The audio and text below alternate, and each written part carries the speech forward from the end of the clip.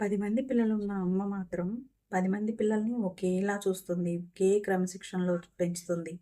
అలాగే వాళ్ళకి ఏది పెట్టాలన్నా ఆవిడ తినడం మానేసి ఆవిడ ఎన్ని కష్టాలు పడినా, ఈ పిల్లల కోసం ఎన్నో కష్టాలు పడి, ఎన్నో బాధలు పడి ఆవిడ తిన్నా తినకపోయినా వీళ్ళకి పెడుతుంది.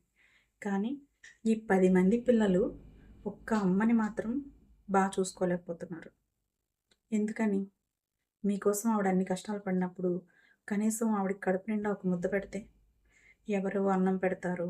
ఎవరు నా పిల్లల్ని ఏమన్నా అంటారు? అని ఆలోచించాల్సినంత అవసరం ఆవిడకి రాదు కదా! దయచేసి మిమ్మల్ని ఎంత చూసుకున్నారో ఒక్కసారి వెనక్కి తిరిగి ఆలోచించండి. ఆలోచించి మీ అమ్మని మీరు ఎంత చూసుకోవాలో మీ ఊహలకే వదిలేస్తున్నాను. దయచేసి ఎవరిని ఉద్దేశించి అన్నది కాదు. ఇవి కొన్ని చూసి మాట్లాడుతున్నాను నేను. నిజంగా కొంతమంది తల్లులు ఎన్నో కష్టాలు పడి పిల్లల్ని పెంచుతారు. కొంతమంది వదిలేస్తారు. కొంతమంది ఆ పిల్లల్నే కష్టాలు పెడతారు. అందరూ ఉన్నారు. కానీ చూసుకున్న తల్లిని మాత్రం మనం ఎంత చూసుకోవాలి. దయచేసి రేపు మీకు అదే పరిస్థితి రాకుండా ఉండాలి అంటే, మీ అమ్మని మీరు ఎంత చూసుకుంటే, మీ పిల్లలు మిమ్మల్ని అంతకన్నా చూసుకుంటారు. దయచేసి ఈ వీడియో మాత్రం ఎవరిని ఉద్దేశించి అన్నది కాదు. వీడియో నచ్చితే లైక్ చేయండి. అలాగే కామెంట్ చేయండి.